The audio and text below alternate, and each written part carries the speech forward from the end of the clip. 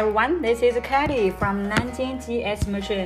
I will introduce most popular machine in the market, that is stone paper machine.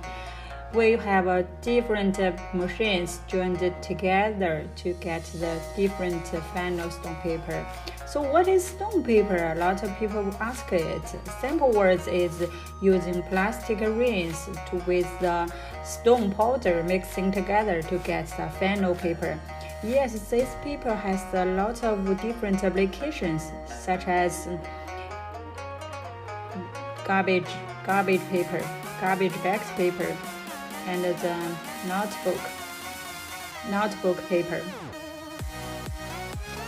and the normal paper, the normal paper like this, and the carton book. You can print different colors like this,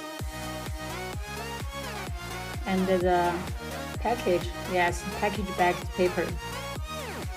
Different. Some people use for wallpaper. If you are interested in all the products like this, you can follow us. I will introduce all the stone paper one by one. For this whole line is for Iran customer. His inspector is checking the quality now. The whole line needs 1,000 square meters and they have 70,000 tons per year. The power is over 800 kilowatts for prepare. If you are interested in, we will introduce for the next video. See you later.